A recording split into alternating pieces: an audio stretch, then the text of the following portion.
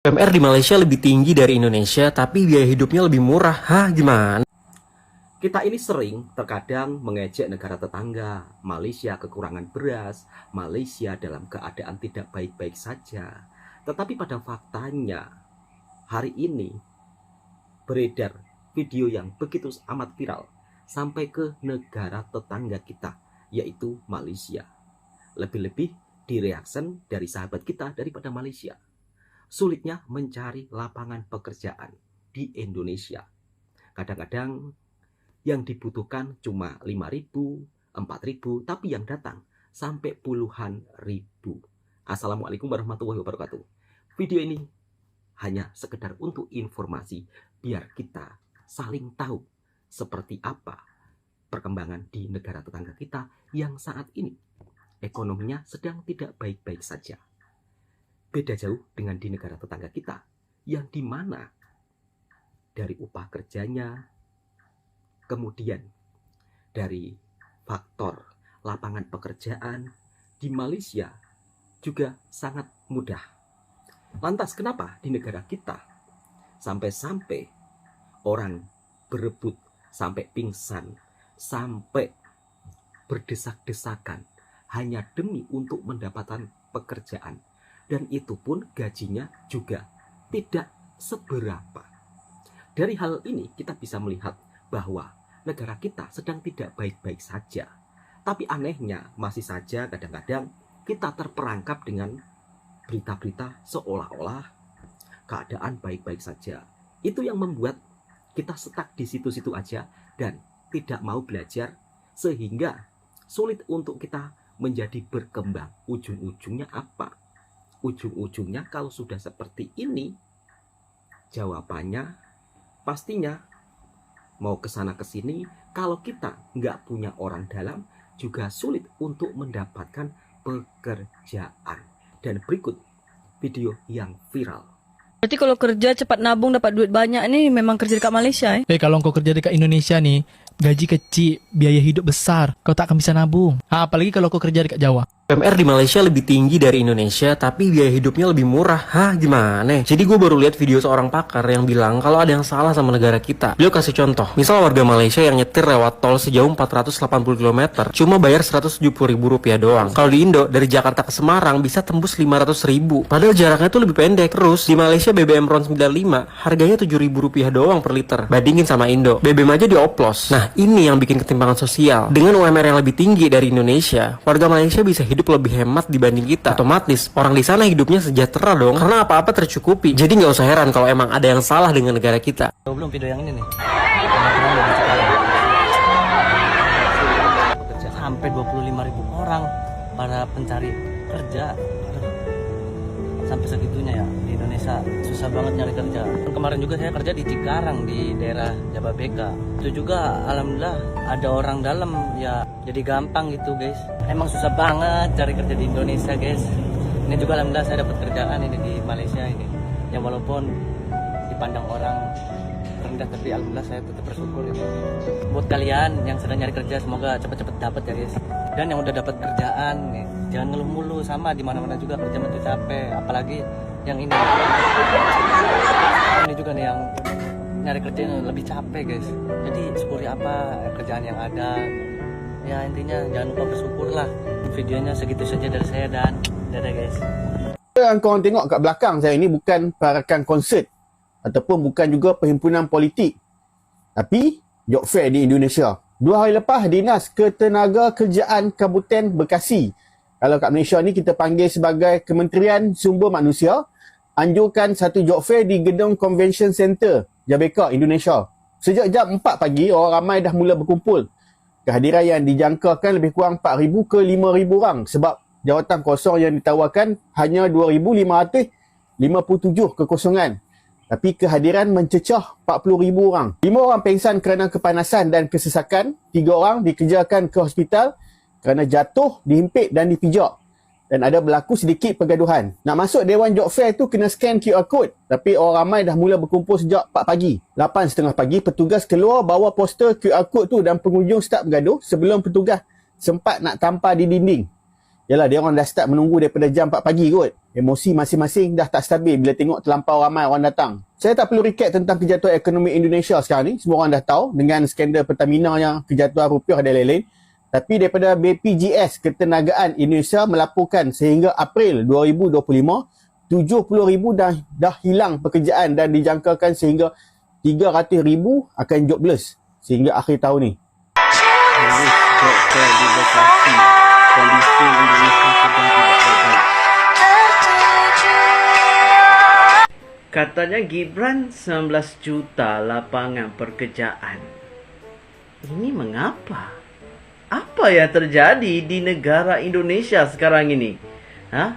Katanya peluang pekerjaan akan banyak. Tapi tak apalah guys. Kita sambung wadidau je lah lepas ni. Mungkin itu ajalah pekerjaan rakyat Indonesia selepas ini. Kalau sudah tiada pekerjaan itu mungkin kalau minta Malaysia malu juga ya. Apapun wadidau je lah guys. Bawa wadidau. Mungkin itu pekerjaan kalian. Jauh banget Indonesia tuh salah satu yang paling rendah yang menurut gua ketinggalan sama Vietnam dan lain-lain. Lo emang banding-banding gitu? Maksudnya lo datang gitu ke berbagai negara? Nggak perlu datang kan, lihat datanya aja. Iya, lo ngeliat datanya. Kita langsung gitu. tahu bahwa Indonesia lebih bodoh dari Vietnam gitu kan rata-rata orang. Lo Orang bingung kan kenapa pabrik tuh dibikin di sana? Karena jawabannya simpel kan, tapi pemerintah nggak bisa ngomong kayak gini kan. Orang kan bingung, kenapa pabrik-pabrik mau bangun GPU di sana? Ya karena SDM lebih tinggi, that's it. Indonesia Jadi tuh lo cheaper nggak labor. terima argumen bahwa ini tentang korupsi, ini tentang rantai birokrasi yang panjang. Kalau birokrasi mah ada hubungannya lah. Juga. Karena banyak perusahaan asing yang at least yang gua tahu pribadi ya, males dealing with regulasi di sini. Iya kan, itu benar juga berarti kan. Benar. Faktor itu ya. Malas sekali, mereka malas dealing. Pungutan liar, bener nggak? Iya, tapi yang nomor satu ya SDM dulu. Jadi lu ngeliat ada faktor-faktor ini, tapi faktor satunya itu tetap level SDM.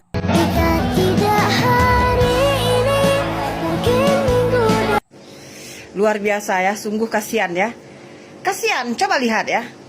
Demi untuk mendapatkan pekerjaan, anak-anak muda ini rela berdesak-desakan ya.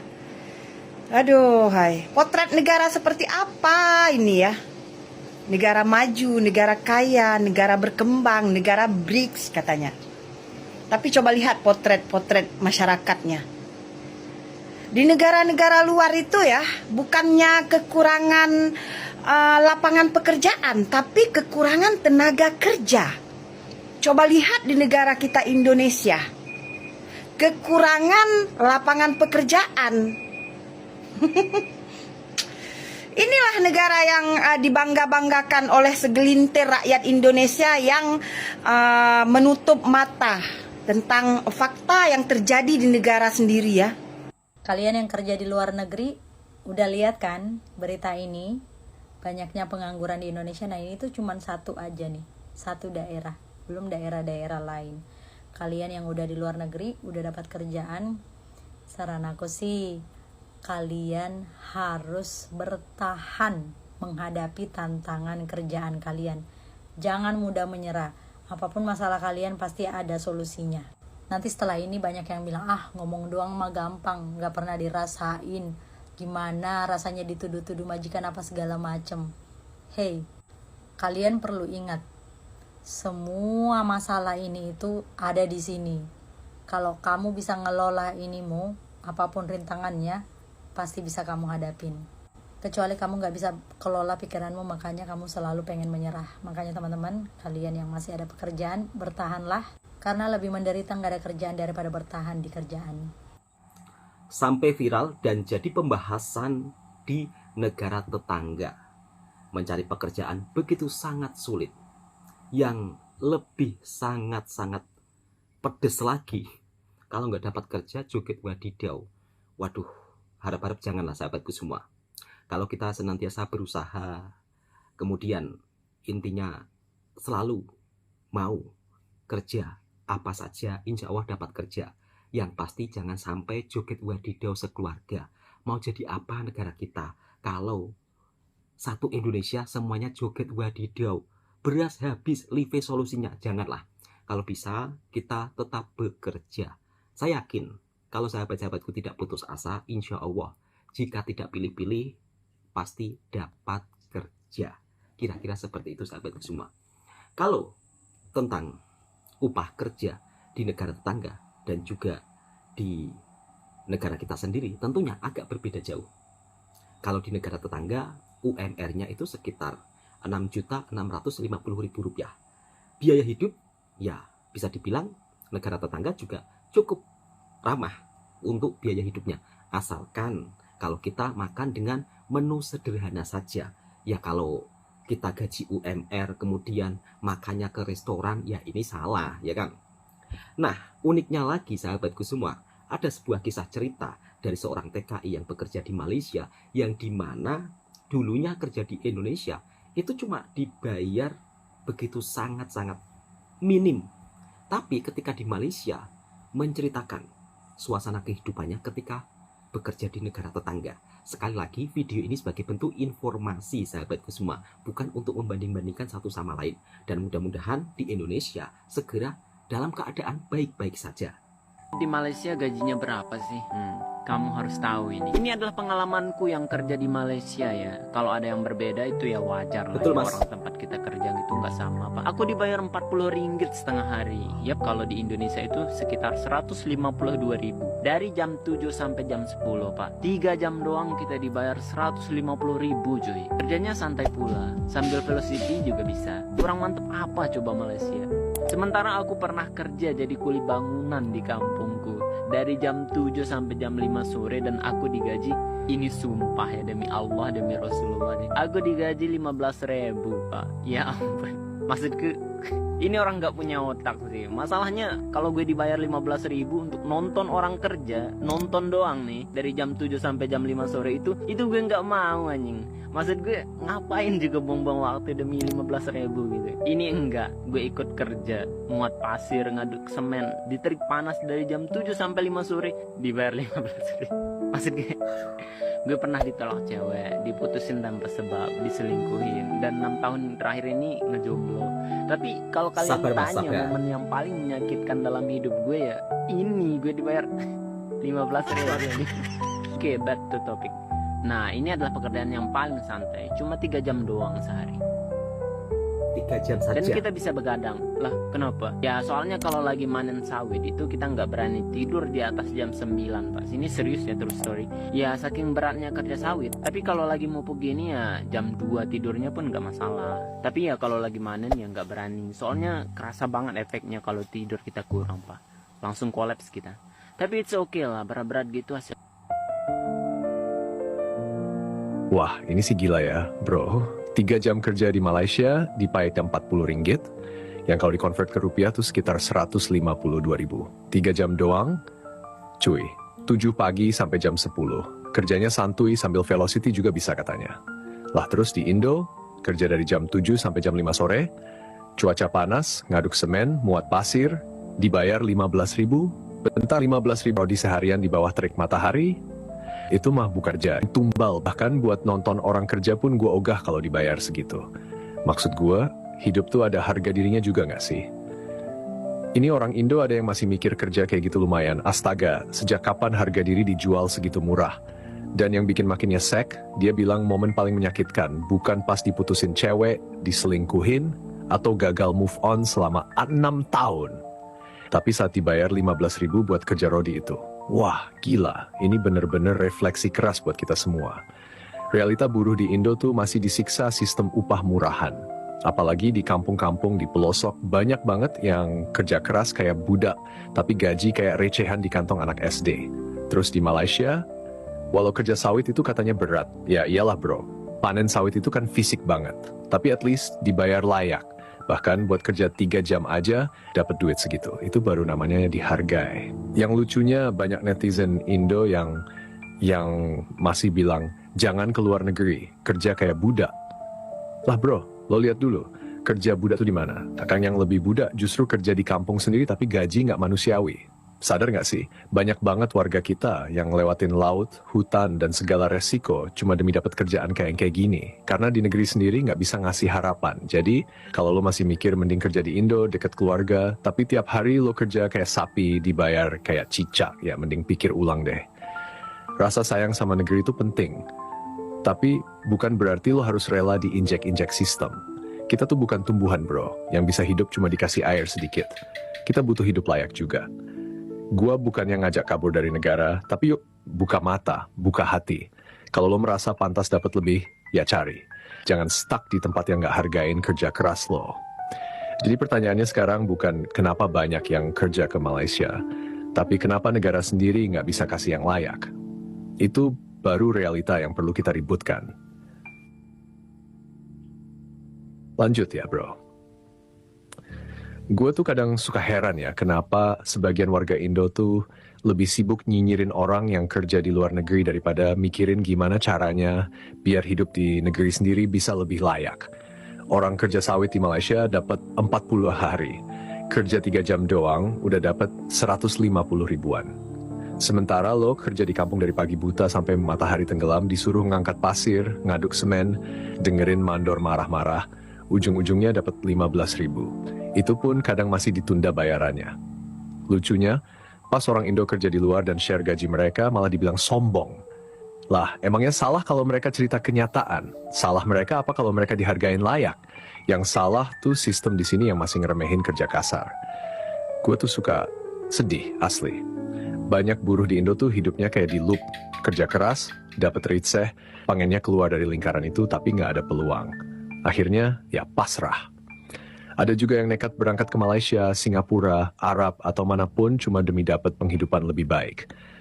Tapi lucunya yang tinggal di kota-kota besar Indo malah nganggap mereka orang gagal. Padahal siapa yang lebih realistis? Mereka yang berani ngambil resiko buat masa depan, atau lo yang sok idealis tapi kerjaannya nyinyir. Dan satu hal lagi, bro. Kita tuh udah lama banget dimanjain sama narasi cinta negeri, tapi dikasih upah kayak jajan anak SD. Pemerintah selalu bilang, banggalah jadi warga negara pekerja keras. Tapi kalau gaji masih di bawah UMR, bahkan buat yang kerja fisik sampai punggung bengkok, ya bangga dari mana? Lo tau nggak, di Malaysia itu meskipun kerja sawit berat, tapi mereka ngerti arti kata kompensasi. Lo kerja berat, ya dibayar sesuai. Lo lembur, dapat overtime. Di Indo, banyak yang kerja sampai malam. Bonus kagak, THR ngarep-ngarep, kontrak digantung, BPJS nggak dibayar. Tapi kalau lo ngomong gitu di medsos, lo diserang, dibilang lo nggak bersyukur. Bro, bersyukur itu bukan berarti lo harus diem aja waktu lo diinjek. Bersyukur itu bukan tentang nerima ketidakadilan, tapi lo sadar bahwa lo pantas dapat yang lebih baik dan lo berjuang buat itu. Jadi buat lo yang masih bilang ngapain sih kerja jauh-jauh ke Malaysia, mungkin lo harus turun dulu ke proyek, ke ladang, ke pabrik, ngerasain digaji 15 ribu buat kerja dari 7 sampai jam 5 sore. Baru deh kita bisa ngobrol level yang sama. Akhir kata, semoga semua buruh Indo dimanapun mereka berada bisa dapat hak yang layak. Bukan cuma upah, tapi juga penghargaan sebagai manusia. Karena kerja keras itu bukan buat dimiskinkan, tapi buat dimuliakan. Lanjut bro, gas terus. Lo tau gak kenapa banyak banget anak-anak muda sekarang yang mikirnya ngapain sekolah tinggi-tinggi kalau ujung-ujungnya gaji kecil? Karena realitanya di lapangan emang pahit bro. Lo bisa lulus sarjana IPK cum laude, tapi pas nyari kerja, saingannya ratusan bahkan ribuan. Diterima kerja, gajinya nggak nyampe 2 juta sebulan. Itu pun masih potong pajak, potong transport, potong makan. Masih disuruh loyal, disuruh kerja sampai malam. Disuruh jilat atasan biar nggak dipecat. Lah ini kerja apa? Perbudakan gaya baru. Makanya pas ada yang cerita kerja sawit di Malaysia, kerja cuma 3 jam dapat 150 ribuan. Itu bukan pamer bro, itu tamparan keras buat kita semua. Orang bisa hidup lebih baik di negeri orang, padahal kerjaan fisik, panas-panasan, tapi at least dihargain. Sementara di negeri sendiri, orang yang kerja keras kadang malah disuruh ikhlas. Lah kalau ikhlas bisa jadi lauk. Gua makan nasi sama ikhlas tiap hari, cuy. Dan tolong banget buat warga Indo yang demen nyinyir di medsos, yang hobi ngata-ngatain TKI atau pekerja migran, lo tuh sebenarnya nggak ngerti betapa kerasnya perjuangan mereka. Mereka bukan lari dari tanggung jawab, mereka lagi ngehidup yang lebih baik, yang nggak bisa mereka dapat di tanah sendiri. Lo enak bisa ngopi di kafe tiap akhir pekan, kerja di ruangan AC, tapi nggak semua orang punya privilege itu bro. Gue sendiri pernah denger langsung cerita dari temen gue yang kerja di ladang Malaysia. Dia bilang ya emang berat, bro, tapi saat lo dikasih duit yang sesuai sama keringat lo, capek lo tuh nggak jadi hina. Itu kalimat yang dalam banget, karena banyak dari kita yang capek tapi nggak dihargai. Kerja banting tulang tapi dompet tetap kempes, mental makin tertekan. Jadi ya, Ini bukan sekadar soal duit, ini soal dignity bro. Soal harga diri. Lo bisa aja kerja kasar, tapi kalau lo dapet bayaran yang layak, lo gak akan ngerasa kayak budak. Tapi kalau lo kerja keras, kerja jujur, tapi dibayar kayak pengemis, lama-lama lo mikir, apa gua gak layak hidup lebih baik? Dan buat pemerintah atau siapapun yang baca ini, jangan cuma bangga bilang pahlawan divisa, tapi gak pernah mikirin nasib mereka. Jangan cuma pas ada berita TKI sukses baru dirayain, tapi pas mereka susah malah gak ada yang peduli. Kita butuh sistem yang adil. Gaji yang manusiawi, dan warga yang lebih empati bukan cuma nyinyir.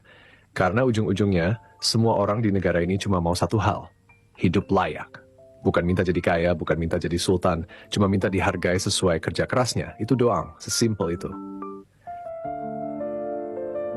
Lanjut terus bro, ini masih panjang banget ceritanya. Karena lo lihat deh, berapa banyak orang Indo yang udah kepape kerja dari pagi sampai malam, tapi tiap akhir bulan masih mikir, gue makan apa ya minggu depan? Sedangkan di Malaysia, meskipun kerja sawit berat banget, ya kerja di tengah kebun, berpanas-panasan, nyamuk, peset bisa kolaps kalau tidur telat, tapi lo dibayar 40 ringgit buat kerja 3 jam.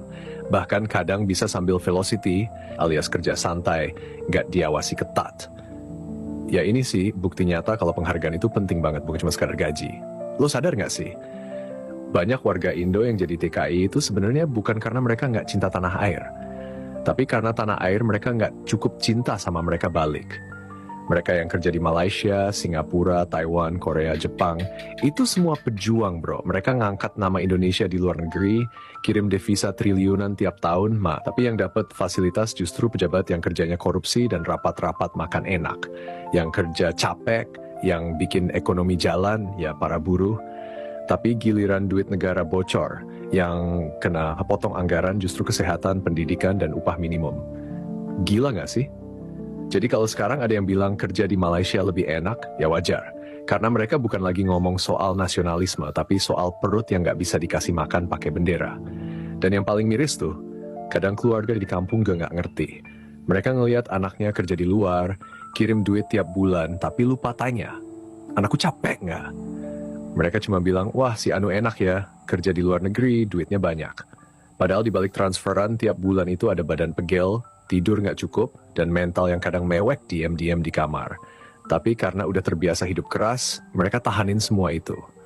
Karena apa? Karena mereka pengen keluarga di kampung bisa makan lebih layak, bisa sekolah lebih tinggi, bisa punya rumah meski kecil. Makanya ya bro, pas lo lihat video orang cerita kerja di Malaysia dan ngerasa lebih dihargai, jangan langsung judge. Dengerin dulu kisahnya, karena banyak dari mereka yang pernah kerja di Indo, digaji 15.000 buat kerja seharian, akhirnya mutusin buat hijrah ke negeri orang. Bukan karena mereka malas, tapi karena mereka nggak mau hidup dihina terus-terusan sama sistem yang nggak adil. Dan ya, ini jadi refleksi buat kita semua. Kapan sih kita mau mulai bangun sistem yang benar-benar berpihak ke buruh? Bukan cuma sekadar janji kampanye, bukan cuma headline berita, tapi realita di lapangan. Karena kalau sampai warga negara sendiri lebih milih kerja di luar negeri demi dihargai, itu artinya ada yang rusak di dalam negeri. Dan kerusakan itu bukan karena rakyatnya nggak loyal, tapi karena negara terlalu lama tutup mata. Jadi buat lo yang masih nyinyir, mending diem, belajar empati. Dan buat yang lagi berjuang dimanapun lo berada, gue salut. Karena lo berani ambil langkah, meski itu jauh dari rumah, demi hidup yang lebih bermartabat. Salut buat semua pejuang rupiah. Dari ladang sawit, dari pabrik luar negeri, dari proyek bangunan, yang kerja keras bukan buat foya, tapi buat bertahan hidup dengan kepala tegak. Pengalaman pahit yang dialami seorang TKI yang bekerja di perkebunan kelapa sawit. Dulunya pernah kerja di Indonesia sebagai seorang kuli bangunan atau pembantu tukang. Tapi dibayar dengan upah Rp15.000. Ini terdengar sangat miris, tapi itu pengalaman emasnya. Nah, di sini saya juga ingin menjelaskan, sebenarnya kalau upah untuk pembantu tukang di Indonesia, kalau di kampung saya, rata-rata 30 ringgit atau Rp100.000. Mungkin tiap daerah itu beda-beda cerita, dan tergantung juga sang bosnya juga. Kadang-kadang kan ada juga bos yang sangat pelit, itu ada juga. Dan yang sangat miris kok sampai-sampainya masnya digaji Rp15.000. Atau mungkin bosnya ini lupa atau gimana ya. Tapi terkadang jenis manusia seperti itu juga ada. Nah, itu dialami oleh masnya, pengalaman masnya. Tapi di sini saya ingin menjelaskan tidak semuanya di Indonesia seperti itu sahabatku semua. Yang pastinya kemudian beliau menjadi seorang TKI di Malaysia begitu amat sangat bersyukur apabila beliau kerja sangat begitu santai, cuma memupuk 3 jam dibayar Rp140.000. Kalau lagi panen gajinya juga cukup lumayan. Nah, saya juga ingin memberikan informasi penting untuk sahabat-sahabatku semua. Meskipun keadaan di negara kita kadang sulit mencari pekerjaan, kalian jangan asyik terburu-buru untuk kerja ke luar negeri tanpa ada orang yang kalian kenal. Yang sebelumnya mereka sudah menetap di luar negeri, kalau kalian minta informasi itu sangat bagus. Tapi kalau kalian pergi kerja ke negara orang tanpa sepengetahuan dari teman-teman dekat kalian, apalagi saudara kalian nggak pernah kerja di luar negeri, kalian hanya ikut orang saja, awas, ini sangat berbahaya. Dan pastinya kalau ingin bekerja ke negara orang harus melalui sistem yang resmi, jangan sampai asal-asalan.